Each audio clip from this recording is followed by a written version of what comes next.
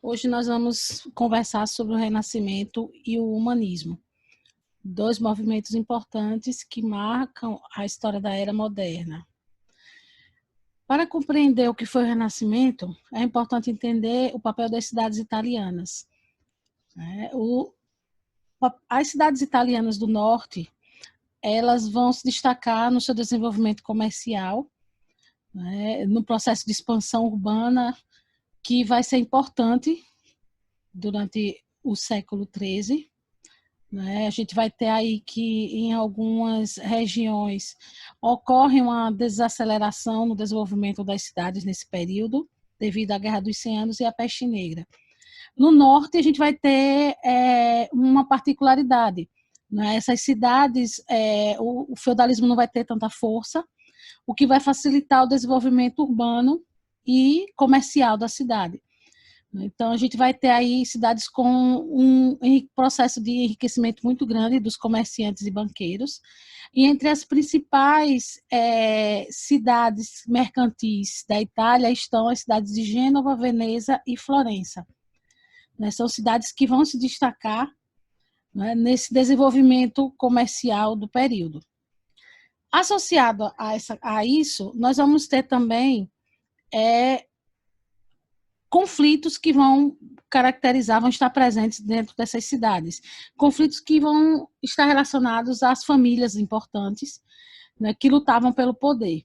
Aí nós vamos ter duas famílias importantes nesse período, as famílias dos Sforza e dos Médici, que disputavam o poder nas cidades. Outro aspecto importante vai ser o papel desenvolvido pelos mecenas. Os mecenas são benfeitores dos artistas, são aqueles que vão patrocinar o trabalho dos artistas durante esse período, e que ter um artista protegido, patrocinado, era símbolo de ostentação, era um sinal de poder. Então, vários comerciantes importantes nessas cidades italianas se transformaram em mecenas. Aqui nós temos uma imagem de um desses mecenas importantes, que foi Lorenzo de Médici.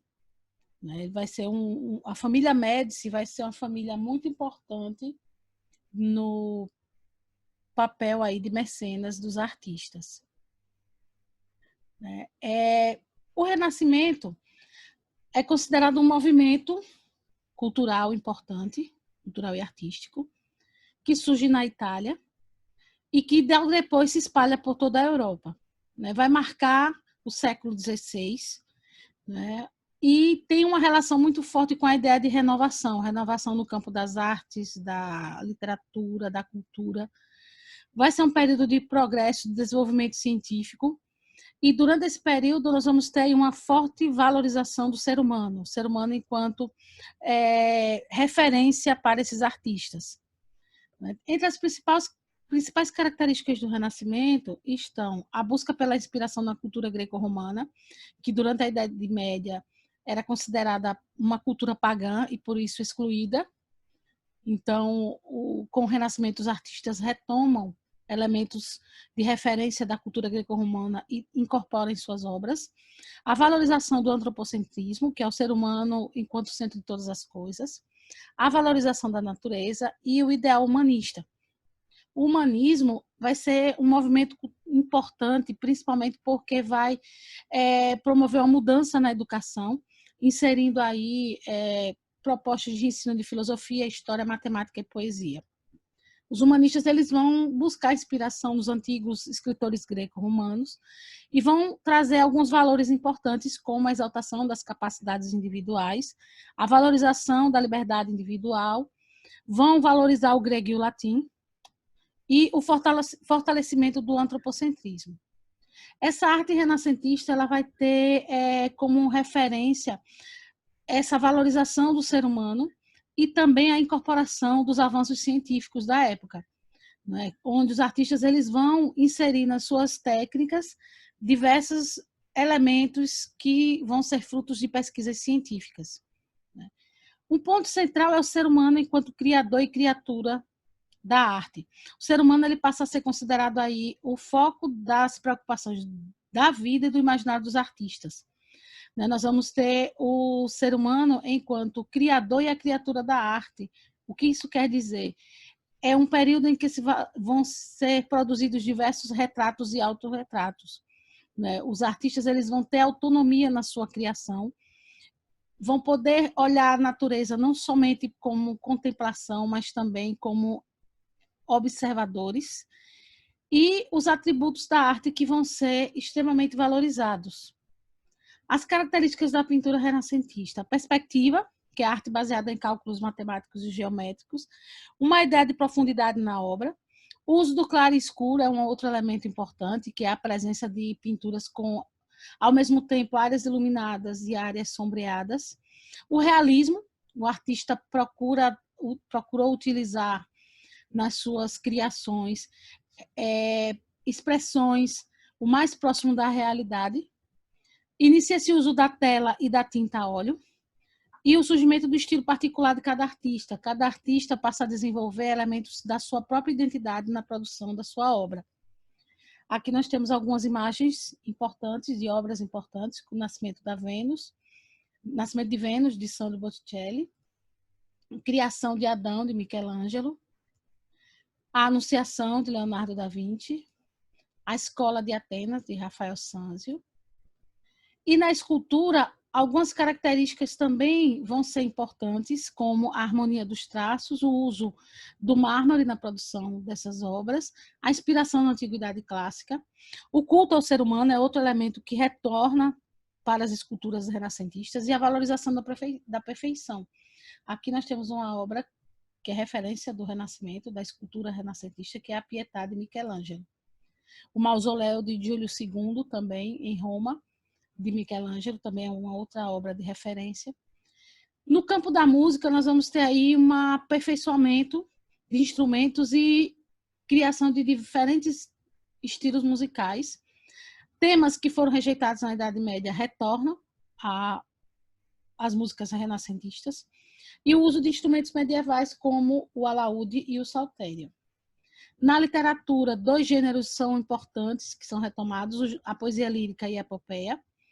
Dois escritores se destacam, que é Francesco Petrarca e Giovanni Boccaccio. E a obra e o autor mais importante desse período foi Dante Alighieri e sua obra A Divina Comédia. São duas obras de referência desse período renascentista. Temos como principais artistas do Renascimento Leonardo da Vinci, que vai ser uma referência no campo da história do Renascimento. Ele vai desenvolver técnicas de pintura, como o esfumato, e vai se destacar em várias áreas de conhecimento, como arquitetura, anatomia, escultura, música. A sua obra de referência é a Mona Lisa, e ele vai se destacar também na pintura de desenho, explorando a diversidade da natureza. Ele vai utilizar muito de sombras em suas obras de arte. Os gestos e as expressões das figuras vão ser algo muito presente na sua obra. Sandro Botticelli, que vai ser uma referência na pintura em Florença, vai ter como mecenas a família Médici, e o seu trabalho de referência é as laterais da Capela Sistina, em Roma, onde ele fez afrescos à vida de Cristo e de Moisés. Obras importantes: O Nascimento da Vênus e A Primavera. Sandro Botticelli, aí nós vamos ter também a Primavera, né? Michelangelo vai se destacar na escultura, como a escultura da Pietà, Davi e Moisés, e ele vai ser responsável pela pintura do teto da Capela Sistina, em Roma. Aqui mais duas obras importantes de Michelangelo, Davi e Moisés. Rafael Sanzio, ele vai se destacar no uso da harmonia e do equilíbrio de forma e cores em suas obras, e a sua principal obra é a Virgem de Alba. Em outras regiões da Europa, nós vamos ter artistas que vão se destacar durante o período do Renascimento, que é o caso na região de Flandres, Jan van Eyck, na região da Alemanha, Albrecht Dürer. Na literatura, nós vamos ter, na França, François Rabelais, com Garganta e Pantagruel. Na Espanha, Dom Quixote de la Mancha, de Miguel de Cervantes. E em Portugal, os Lusíadas. Ainda em Portugal, nós vamos ter aí o Alto da Barca do Inferno, de Gil Vicente. E na Inglaterra, William Shakespeare, como um dos importantes representantes do estilo literário do Renascimento. a partir de diversas obras, entre elas a mais conhecida, que é Romeu e Julieta. Então é isso. Eu trabalhei com vocês alguns elementos do Renascimento. Qualquer dúvida, entre em contato e até a nossa próxima conversa sobre a história.